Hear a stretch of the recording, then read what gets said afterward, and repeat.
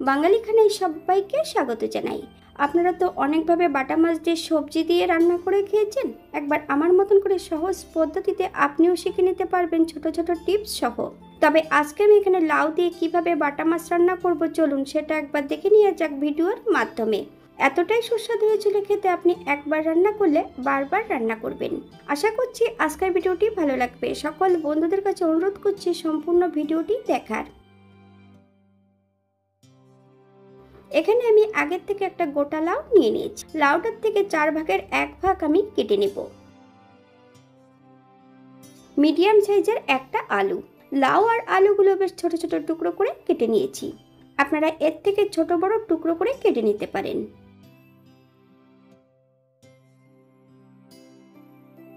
অন্য যে উপকরণগুলো অ্যাড করব সেগুলো আমি রান্নার সময় দেখিয়ে দেব।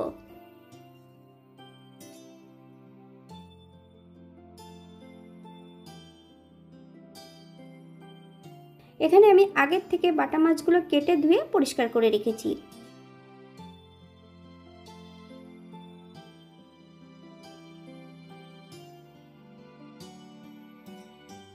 হাফ চামচ হলুদ গুঁড়ো, হাফ চামচ লবণ আর 1 চামচ কাঁচা সর্ষের তেল মাছের গায়ে বেশ ভালো করে লাগিয়ে নিতে হবে।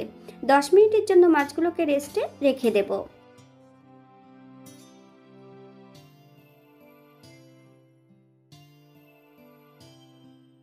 অপর দিক থেকে একটা কড়াইতে বেশ কিছুটা সর্ষের তেল অ্যাড করেছি।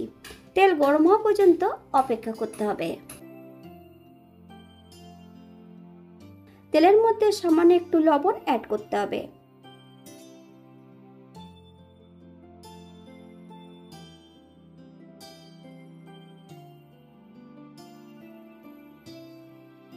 এক এক করে সম্পূর্ণ মাছগুলো অ্যাড করে দেব কড়াইতে।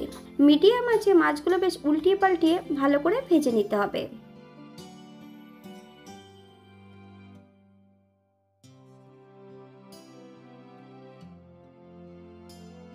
বাঙালি রান্না ঘরোয়া উপকরণ দিয়ে আপনাদের যদি রান্নাগুলো পছন্দ হয় তাহলে চ্যানেলটি সাবস্ক্রাইব করে দিয়ে পাশে থাকবেন। পাশে থাকা বেলটি বাজিয়ে দেবেন, নইলে নিত্য নতুন রান্নার নোটিফিকেশন পাবেন না। আমার এই চ্যানেলে আমিষ, নিরামিষ এবং বিভিন্ন ধরনের মাছের রেসিপিও দেওয়া আছে। আপনাদের যদি পছন্দ হয় তাহলে চ্যানেলটি ঘুরে একবার দেখে নেবেন।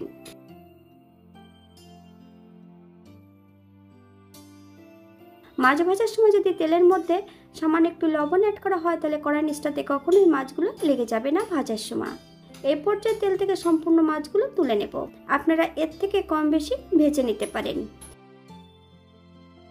একই তেলে রান্না করব। ফোড়নে রেখেছি সাদা জিরে, হাফ চামচ রাঁধুনি। ফোড়ন থেকে সুগন্ধ বেরোলে সম্পূর্ণ ভাজা জিরে এবং রাঁধুনিগুলো একটা পাত্রে তুলে রেখে দেব।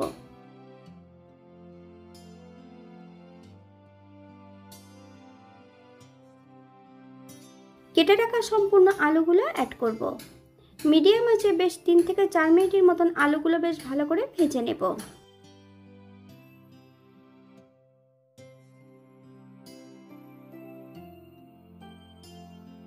দশ থেকে 12টা কাঁচা লঙ্কা ফালি দিয়ে কেটে নিয়েছি।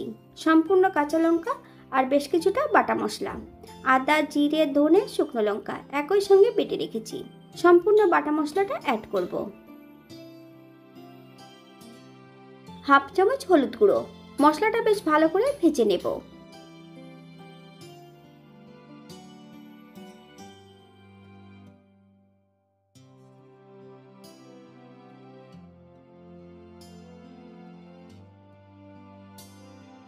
মশলা ধোয়া বাটি থেকে সামান্য একটু জল অ্যাড করব। মশলা থেকে যতক্ষণ তেল ছাড়ছে না ততক্ষণ মশলাটা বেশ ভালো করে কষিয়ে নেব।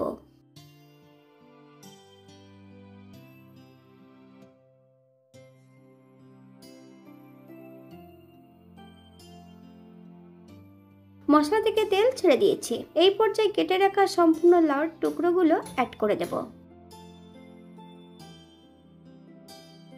হাই ফ্লেমে 5 থেকে 7 মিনিটের মতন মশলা সহ লাউ দিয়ে বেশ ভালো করে কষিয়ে নিতে হবে।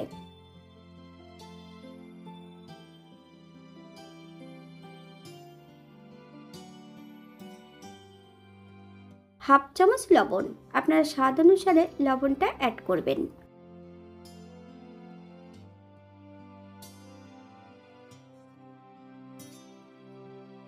10 থেকে 15 মিনিটের মতন মিডিয়াম আঁচে ঢাকা দিয়ে রেখে দেব, যাতে সবজিগুলো সেদ্ধ হয়ে যায়। তবে শুধু ঢাকা দিয়ে রাখলে হবে না, ঢাকা খুলে মাঝে মাঝে কিন্তু নেড়ে চেড়ে দিতে হবে, নইলে কড়াই নিচটাতে লেগে যেতে পারে।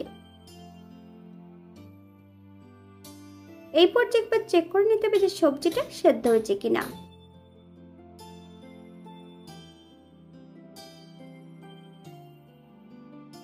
গ্রেভির জন্য এখানে আমি 2 কাপ জল অ্যাড করব, তবে এখানে কিন্তু আমি ঈষদুষ্ণ গরম জল অ্যাড করেছি।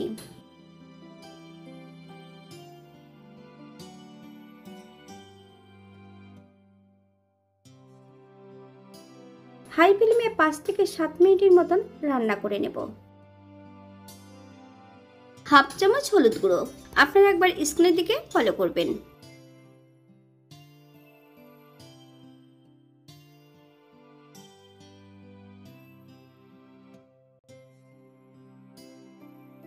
হাফ চামচ চিনি, আপনারা যদি পছন্দ করেন তাহলে পরিমাণে বাড়িয়ে দিতে পারেন। সবজি দিয়ে যখন মাছ রান্না করবেন তখন কিন্তু সামান্য একটু চিনি যদি অ্যাড করেন স্বাদে কিন্তু অসাধারণ হবে।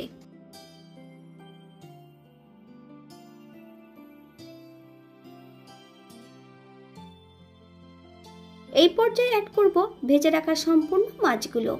তবে ভেজে রাখা মাছগুলো যখন অ্যাড করবেন গ্যাসের ফ্লেমটা কিন্তু হাই ফ্লেমে রেখে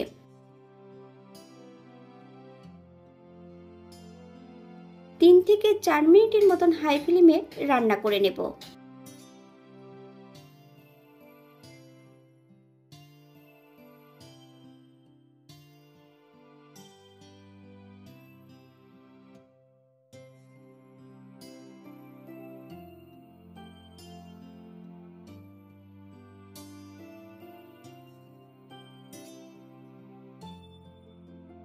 এই পর্যায়ে অ্যাড করব সম্পূর্ণ ভেজে রাখা গোটা মশলা।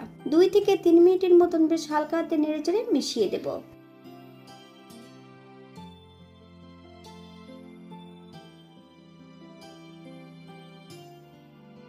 গ্যাসের ফ্লেমটা অফ করে দিয়ে 5 মিনিটের জন্য স্ট্যান্ডিং টাইম দেব, তারপর সার্ভ করব।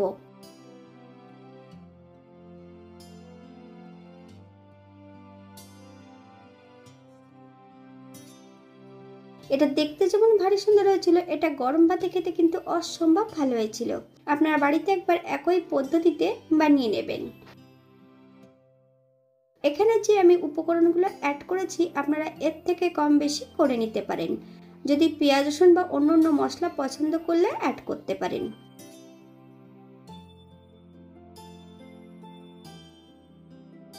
আজকের ভিডিওটি এই পর্যন্ত। সবাই সুস্থ থাকবেন, ভালো থাকবেন। অন্যদের নতুন রেসিপি নিয়ে আপনাদের সামনে আবার আমি হাজির হব। নতুন ও পুরনো সকল বন্ধুদের অসংখ্য ধন্যবাদ ভিডিওটি দেখার জন্য। হাতে যদি সময় থাকে তাহলে একটা লাইক, কমেন্ট, শেয়ার করবেন।